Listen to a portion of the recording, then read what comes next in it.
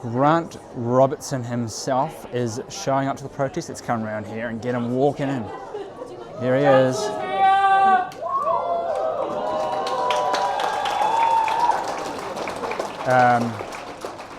They are applauding the guy they were just trash talking, I guess. Thanks very much for the opportunity to come down and say hello. I've obviously seen what the demands are. I want to start briefly on the demands you're making of the government. I want to overall congratulate you for caring and being here and making a stand about the importance of education. It's an incredibly important time for universities to be able to stand up and show the value of what happens here and why in society we need institutions that stand up for evidence and science and research. And I think it's really important that all of us find our way of doing that. In terms of the issues that you raised for the government, I've certainly, and you obviously know my history, I've spoken out on these issues for a long time, and in my role as Vice-Chancellor, I've spoken out on the levels of funding, the levels of allowances, and the cuts to fees free. Clearly, I think those things are wrong. The university has taken a position on those because it can under the policies that we have, and we've articulated that. I've done media interviews, I've written columns in the ABT and elsewhere, and I continue to believe that as a country we need to invest in our students, invest in our universities, and invest in the work that's done here. So on those demands you've got, they're important. On the demand about independent student unions, I spent a lot of time trying to make sure that that stayed in place and didn't win it. OUSA is under the current model the most independent of all the student unions, but I get the demand. And somewhere sitting in a drawer in Wellington is a piece of legislation that could do exactly that and return us to the situation that we're in. In terms of your demands of the university, what I'd say there is, in terms of the pushing back on austerity, I would say that we do that in terms of all the things I've just said, about the way that we interact with government, what we say when we're talking to them, what we say publicly. The huge challenge for us is, and I know you know this, but I'm going to quickly use my time, the huge challenge for us is that we are in an environment where most of our funding does come from the government, the rest of it comes from you as students. That amount of funding per student is reducing. And our ability to be able to provide the university that we want to provide, have the staff that you need, have the experience that you have, means that we have to keep looking at how we do that. Now, we don't want to make any more cuts in this university, but we, unfortunately, are bound by our agreements with the Tertiary Education Commission to return the university to a surplus. We're not there. We're still in deficit. So we're working really hard to find ways of doing that mean that we don't need to make more cuts in terms of staff within the university or services within the university, but it's tough. And on the other side, the same applies for fees. It is not something I do with any joy or any sense of pleasure that we increase fees, but we've got to make the balance between making sure we keep staff in work, we keep the staff here that you need, and we keep our education system as affordable as we can.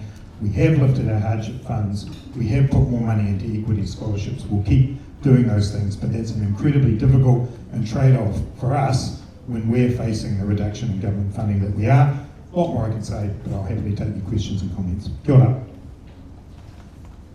Grant Robertson, you say we can't stay in a deficit because legal blah blah blah blah blah, what that means to us, but actually you're the decision makers here. I think plenty of people would say students can't go and occupy a building, but here we are doing it. It takes balls to put yourself on the line, to put things on the line for things that matter. But why won't you stay in a deficit? Why won't you take out more loans to save our university? Cool. So, yeah, I get it. Like, that's something we could do. We could say, no, we're just not going to do this. That's not, and I know you say legal blah blah, but kind of legal without the blah blah, because that is the position the university's in. The job is to get ourselves back to surplus. To be honest, getting into surplus also means that we can invest in extra services and more staff and more ability to give you the best possible experience of being here. So we do have to do it. What we do along the way is try to make sure we look after everybody. So that's why the hardship fund's gone up. That's why we've got more equity-based scholarships. It's the reason why we're taking on these issues for the people who do actually make the decision. So, yep, We try our best, but the framework we're in is not one that means that we can take the decision that you want. I respect you might not like the framework, I get that, but for the position we're in, we can't make that change. When you say that, once you get back in surplus, you'll invest in all these extra programs, what about the programs that you cut? What about the things that you cut on the way to getting back to that surplus? Are those going to be part of the extra? Do we suddenly go back in that deficit once you brought back all this extra stuff and then you have to cut it again? What is even the point? Why are we doing any of this? What is even the point if all we get after university is thousands of dollars of debt, thousands, with limited job options to be able to pay that back? What is even the point? Yeah. Look, it is, the world that you guys are going into is an enormously difficult one. And I get it, there are a limited number of jobs, you've got a high level of debt. As I said before, we're here to support you in saying we don't want fees to be as high as they are. We want the government to fund education properly. We want proper living allowances. The point is that you are still getting a really great education from some amazing kaimahi in this university. And they have had to fight really hard, and I get that. And in the last 2 years since I've been here, I've worked alongside those staff to see how we can get ourselves back to where we need to be financially without the big damaging cuts. But the reality, and I know it's really bad and uncomfortable, is that the university ended up $60-odd million in deficit, and we had to come back from that. We are coming back from that, and there'll be a time now when we can do more investment in the future. Will it be everything that was cut in the past? I can't guarantee that. Of course I can't guarantee that. But what I can say is it'll be about what we've tried to do the whole time while there have been change processes and cuts, which is to keep finding ways to support you and keep finding ways to support our staff. So it's really hard. I'm not happy about any of that, but I'm doing my best to ensure that you guys continue to get a quality education, that you continue to get good student services, and that you continue to be supported while we also support the staff. It's tough, I get it, and it's not a great place for me to find myself in either. Kia ora, this is a little bit of an odd question. I think you say you defy government austerity, and you said you've published things in the media. And in what way have you spoken directly to the government or had direct contact with government powers in order to defy them? Yep. So I have had, I don't know how many opportunities since I've been Vice-Chancellor, maybe half a dozen, to be in front of the two different ministers of tertiary education that we've had. And in those discussions, I raise all of the issues that we're talking about today. I raise the underfunding of what we're getting here. I raise the experience that students are having. We've got a huge issue for research in New Zealand now, with massive cuts to research funding taking place. So those things are raised every single time that we meet, as well as using channels like the media to be able to speak out and say why this is unacceptable. So when fees free was cut, I was on the radio talking about that. Now obviously I've got a bit of a background with that issue. I know very well why that policy was put in place, and as a Vice-Chancellor, I thought it was my obligation to go to the media and those who are interested to hear from me to say, here's why I think fees free is valuable, here's why I think it's wrong that it's been cut. So yep, we take every opportunity we can to raise the issues that we've got. And I'd like to think as we head towards the election that there are differences, of course, among people in this room and with me about how far you think I should go, whether the system itself is broken. All of those things are true. There's also common ground. There's also common ground about the importance of what happens in a university, the importance of students being looked after, the importance of research funding. So I'd like to think between now and the election, we can actually find some of that common ground and raise these issues with the voters in New Zealand so that we can get a better policy for tertiary education in the future. I'd just like to remind the crowd that Grant, when you were Finance Minister, your government oversaw the largest annual cuts to the tertiary sector since 1984. And then in response to protests on this campus and across the country, yes, the government bailed out universities to the score of like $128 million, but that came from the fund that was set aside for second year's fees free. So when you say that your record is one that has always advocated for the things that we are advocating for, that is a blatant lie. And I think we should all take stock of that and what he's saying to us. I would also like to ask you a question. In your autobiography, you talk about being involved in student protests like this in your time at Otago.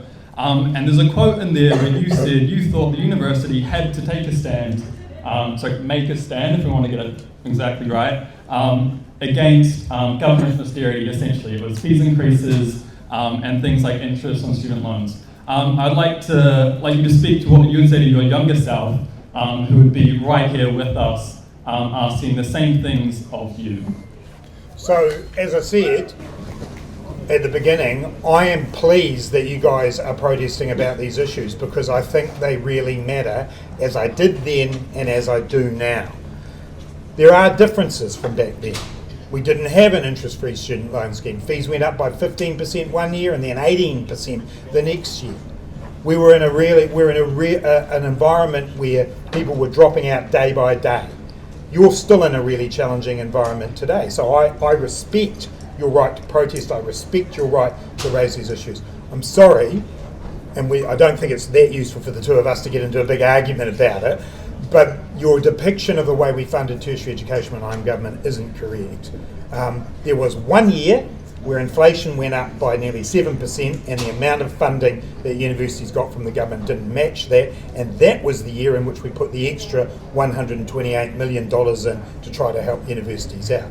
But look, I'm not saying it was perfect, I'm not saying we dealt with all of the issues at all.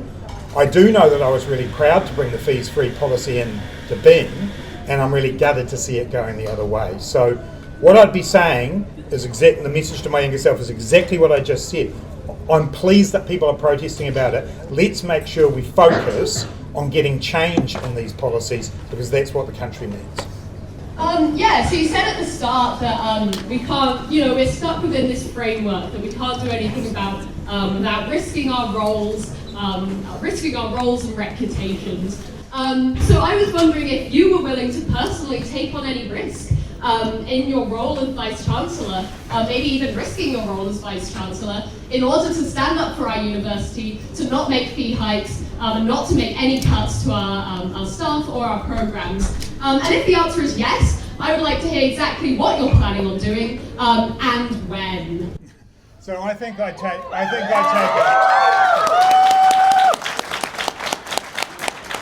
take a pretty big risk every day being the Vice-Chancellor. It's a huge role. The risk of earning $600,000. What I would say is that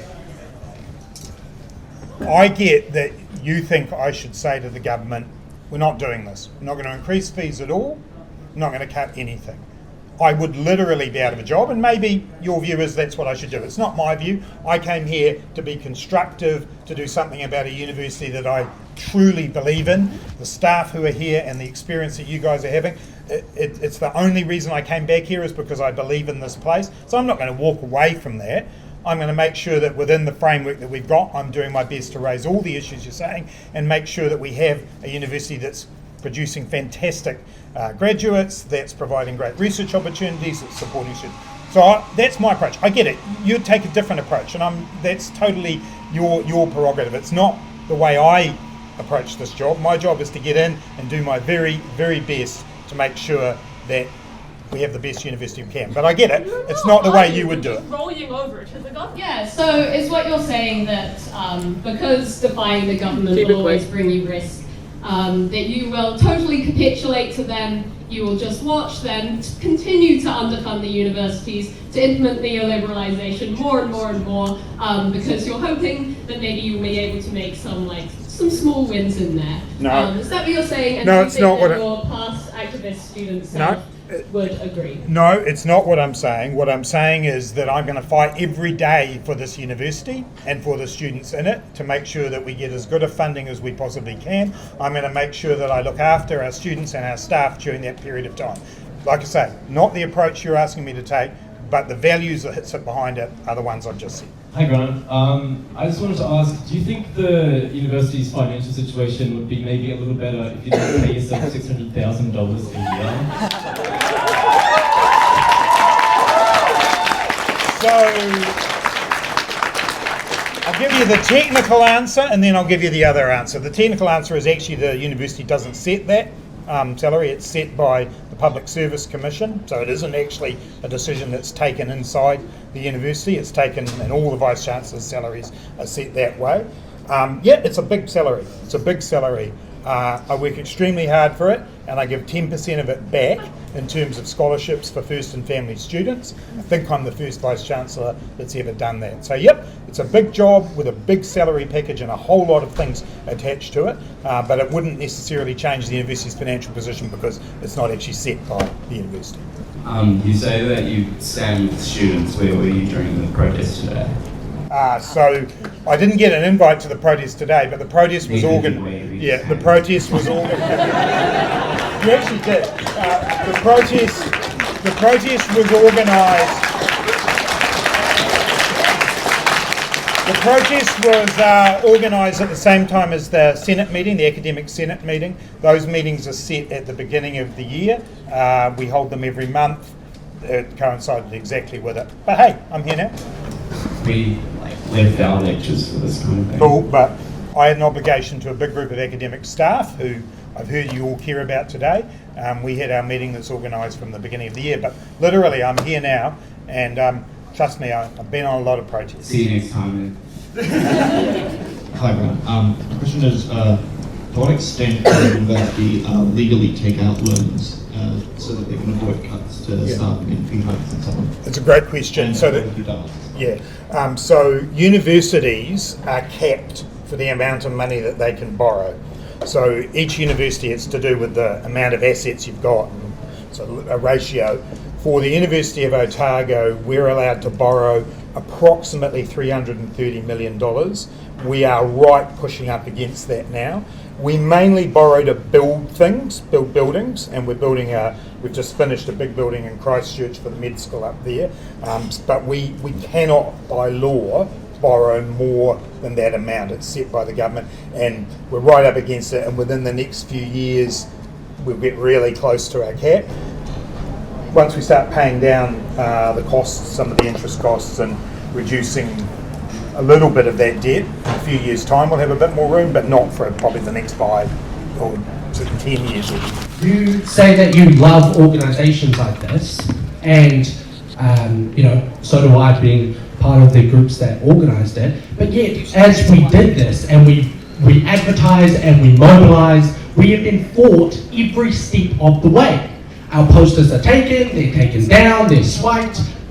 How can you say that when the policies that this university is committed is actively going against the political voices of this university? And if you think that is a problem, then are you going to commit to enforcing that the students' voices in politics are heard?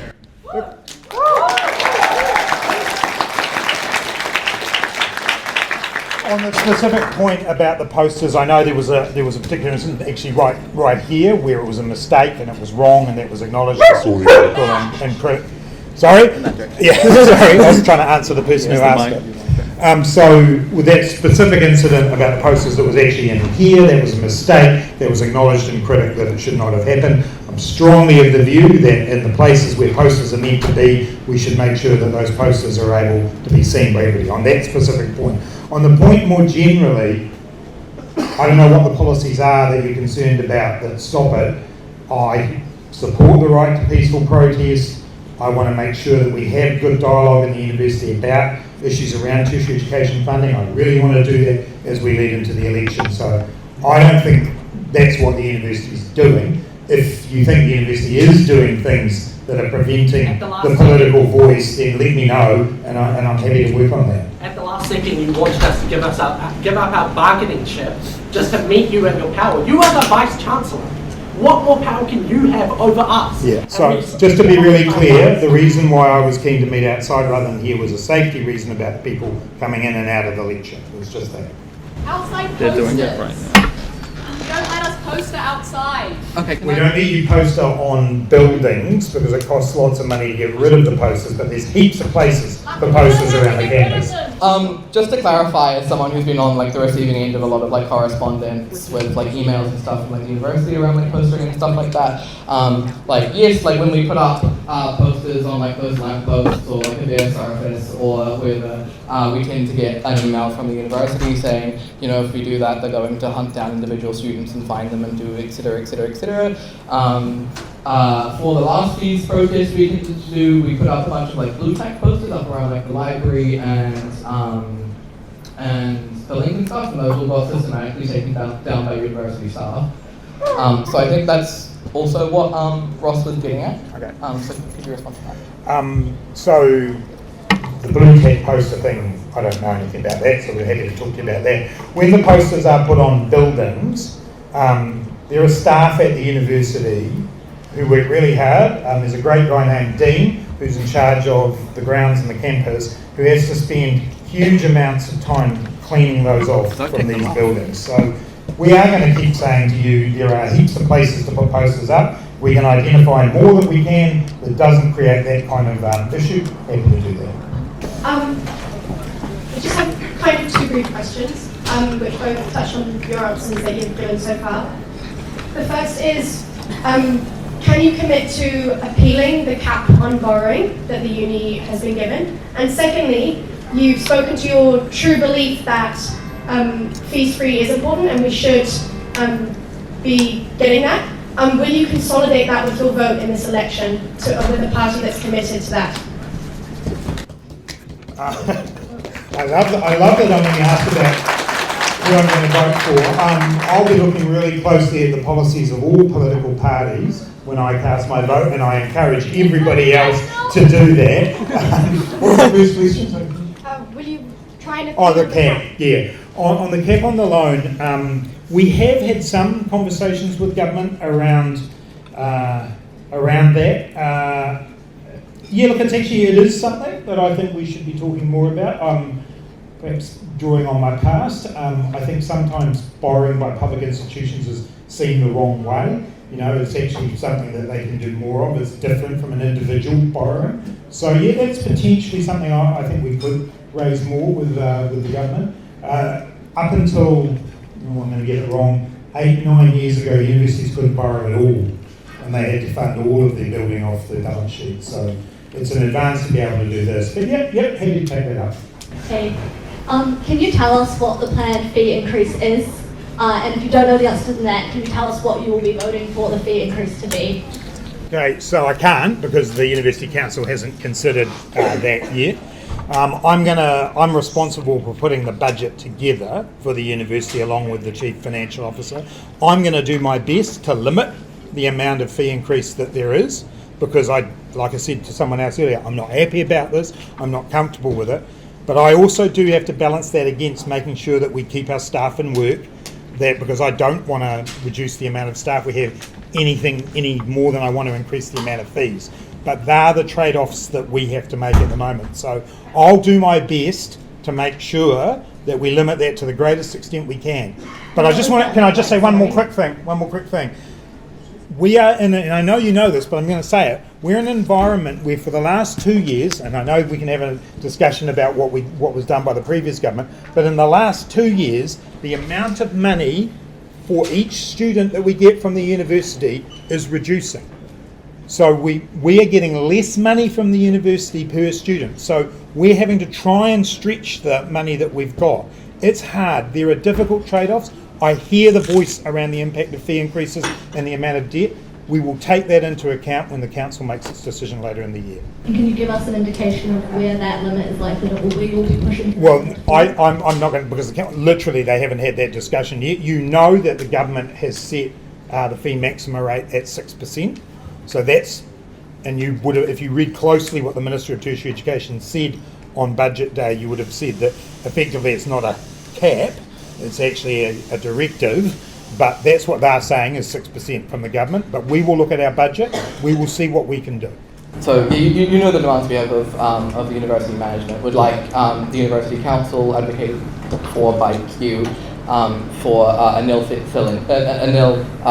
fee increase, and we'd like you to commit to no more cuts and to defy government austerity. To totally hear what you're saying, like you're going to try and limit it as much as you can. Though, if I'm remembering correctly, like the last 2 years, it has been the maximum 6%. So that kind of speaks to me that that's going to be incredibly difficult for you at the very least. It's likely to be the maximum, is what I'm kind of getting at that. So could we just have like a final answer on either one? Yeah, sure.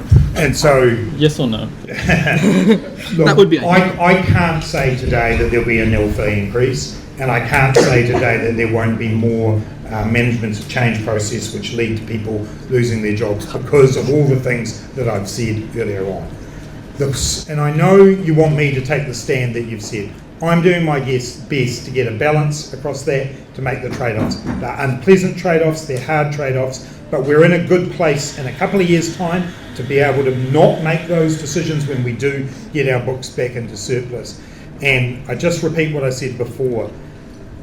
I know you want me to do stuff. The source of this, and I know you know this, is the decisions that are made in government about how much funding goes to university, how much funding goes to students. I think there is common ground for us there. Thanks. Thank you, everybody. Well, that was a long day of recording a protest. I don't know about you, but I'm quite tired. I'm all right, actually. But I'm low on energy. I need another coffee. Oh, yeah. I've only had one coffee. I also need lunch. True. It's like nearly, what? You might as well wait for dinner, mate. You might as well just fast. Yeah. Protest started at 12 o'clock. Yeah. We left just after 3 o'clock. And there was still discussions about what was going to happen. There's a lot of meetings discussions about, should we have a discussion about... Yeah, discussions and voting, and everyone gets their say.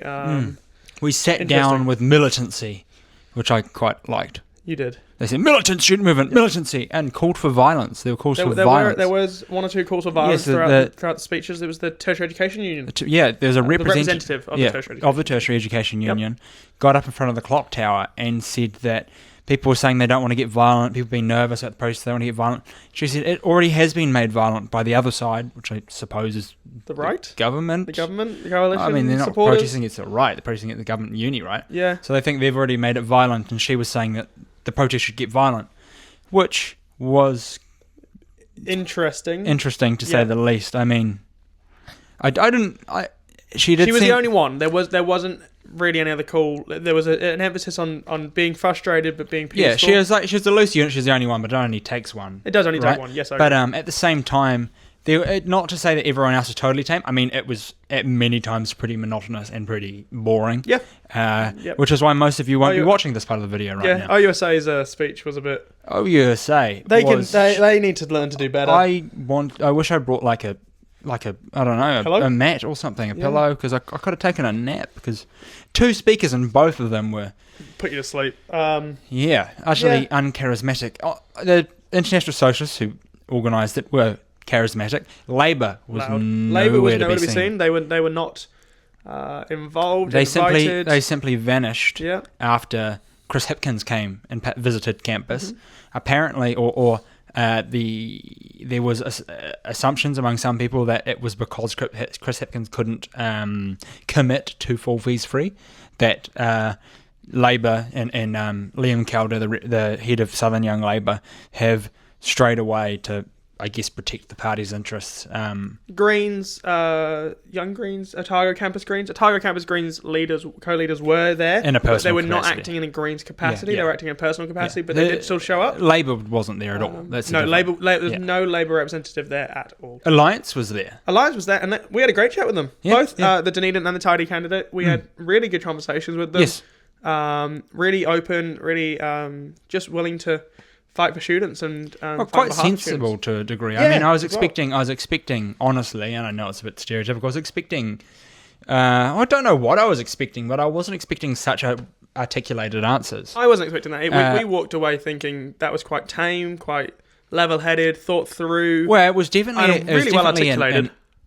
Unorthodox in the old sense. It's many of what their policies we used to have, but in the current orthodoxy, it is unorthodox. They are looking for a sort of return to the old left.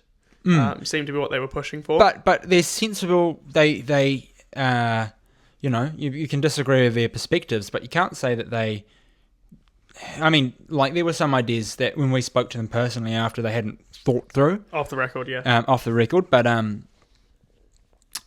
yeah, I mean, it was the contrasting talking to them between talking to the Greens was interesting to think through. Yeah, I don't think that much will come of Alliance this time round. I think they've slapped it together last minute, but it's really interesting to see those ideas. But it's good to see a full party, not their youngs, not their junior party, not their young division, an actual party with their candidates represented. Well, they came up willing to be there for the protest. They said that the reason they came was for the reason we went up there was to talk to student journalists and to get their message to students. They were very eager to talk to us. And happy. Yeah, I don't know if they aimed to talk to students. I think they may have, but they definitely wanted to talk to student media. Yep. So, that's a good thing. You don't see the same from Labour. I mean, Liam Calder avoided talking to us for a minute. The Greens were happy talking to us as well, but last time they were, yeah. Alliance was the one who was actively seeking. And these are their candidates that will be on the electoral roll. These aren't their head of Young Labour or head of Otago. Individuals and actual. So I mean, with Alliance, it'll be interesting to see when the policies come out. We might talk a bit more about them in the podcast. Yeah, touch on some parties. We had a Dunedin City Councillor show up. We had Benedict Ong show up, and he took the mic and gave a speech, I guess. Frightened me a little bit behind the camera. It felt like I kept stepping back. He kept stepping back. And he kept stepping forward. Benedict in frame, and he kept stepping forward and then talking like this away from the mic. But anyway, he decided to attack Queenstown, and he blamed Queenstown for everything. Dunedin's problems. Which called Dunedin the central city of New Zealand. Well, he kept saying we need to look at. Did you pick up on that one? Yeah, he called it central city of New Zealand. He said that we need to look after Dunedinites, and he also said we need to look after our citizens, our New Zealand citizens. I'm like, does he realise that Queenstown is like a 4-hour drive over? It's still New Zealand. Still New Zealand. It's also still Otago. Yep.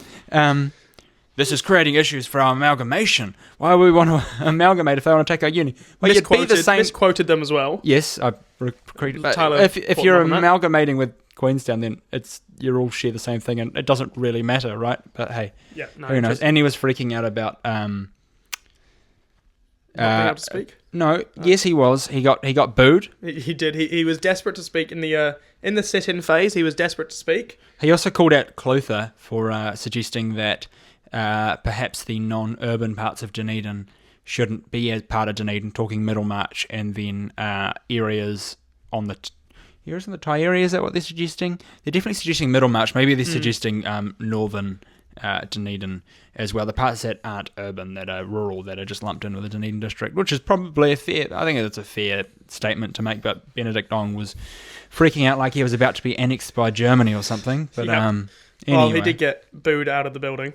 He got booed out of the building when he tried to talk, which, that's old Eggs Benedict for you. Benedict Ong for you. Yeah, that's breakfast. Yeah. So let's move on to dinner, which would be Grant Robertson came in. So they did achieve their goal. They set out with the goal. So the protest concluded at St. Dave's Lecture Theatre. Militant sit-in. Apologies. Which Tyler got his snacks for. I was hungry. How were your snacks? Oh, I like those chips. Those are one of my favourite chips. The Copper Kettle barbecue. Yeah. And the caramello was nice as well. And then, we had some spare change, so I bought a caramello, which we romantically split. But anyway, cuties. During the sit-in, relatively quickly actually, Robertson replied and responded. And he tried to get them out. So I think maybe the amphitheatre must be down on the Leith. Must be. Those steps to the Leith, maybe? Is that where he's talking? He said out there. He wanted outside. Out so there. It could well be he wanted. But he just wanted them out of the way for students who were coming in to go to the lecture. It was health science, which was obviously, not necessarily obviously, but that's our biggest program, first year health science. They had a lecture in St. David's, which was one of the biggest theatres, and the main door was being blocked. But so he wanted them to move away for health and safety convenience reasons, but they said no. So Campus Watch did a very good job of directing people around to the back door, actually. The group decided not to block the back door. They decided or didn't think about it is up for debate. They thought about it, but they decided that the objective for this protest is to talk to Grant Robertson and what comes next, right? And they had some discussions about that, some of which are off the record, some of which are on the record. I will have to rehash my brain before I. You'll have seen it in the video prior to this. You would have seen everything on yeah. But we can't discuss everything. So there will be further There is action. further action planned. No one knows what that will be except the core group. So they like to create a fog of war, I guess. Yeah, to prevent undercover operations. They're scared of undercover police infiltrating the ISO, which happened in the 90s or 70s. Yeah. One of those. Back then they got infiltrated, and only the top 5 people knew what they were doing or where they were going on protests or what the plan was. But back to Robertson. He came, had a good 30-40 minute chat with students. Yep. Was able to lay out his case. Was actually given a lot of respect, more respect than I thought. I thought he was going to get in and get booed out of the building. But he was actually given... I think they meant to clap for the fact that they got him here. Yeah. But they ended up clapping for him. Very much gave the vibe that they were clapping for him. Yeah. Which I think he thought as well, which was... I don't think was the case, but that's what happened. But he finished his speech and there was dead silence. Yeah. And then took questions and... He was mouthing, because I was sitting in front of him, as you'll see in the video. He was mouthing... You weren't sitting, you were squatting the whole time. Yeah, which gave me pins and needles. It was not your smartest idea. No, but, I wanted to be able to swing my body around easily to aim at the people talking and him, and yeah, I got pins and needles for it, which was horrific. Anyway,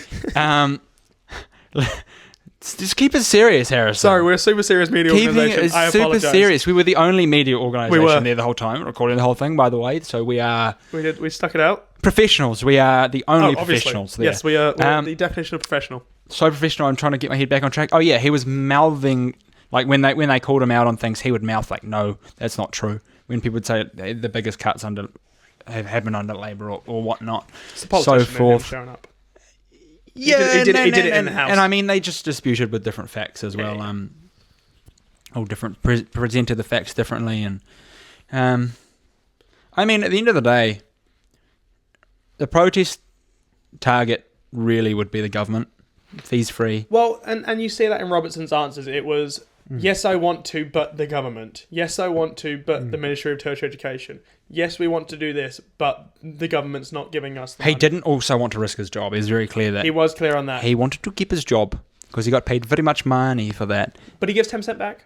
He gives 10%. He made a point and he gives 10% back. Yeah, so he gives... So he gets paid just over 600,000, so he'll give 60 grand a year to scholarships. Set that. That's through the Public Service Commission. His wage, yes. Yes, he was very, very clear with the people that did ask about that. He also did apply for the job when the wage was that. That too. But anyway, over the salary. He was defending... when he was asked to defend his salary, that was... The reason he took this job is because it was something he believes in the university. He got... and a lot of money. Yeah, he got a lot of money for it. And they would take him because it's staffed with ex-Labour members. Anyway. Overall thoughts? Just on the 3 hours. It was... As 3 hours, it was pretty boring. If I'm going to be honest. Much better. Last time there was a lot more energy, but it's much shorter.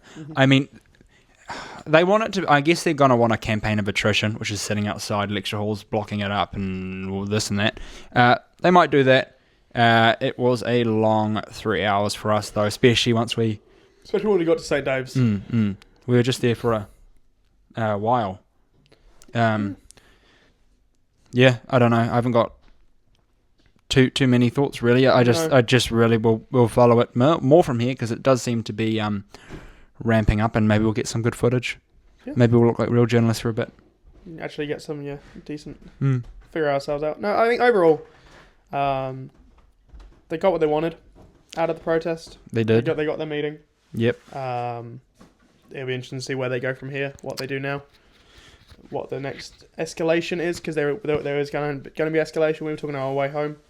If they've achieved what they wanted, they're going to want to escalate further. Should we go do some uni work now that we're at uni? I don't really want... I've got a tutorial soon. Yeah, uni work. Oh, fine. All right, bye.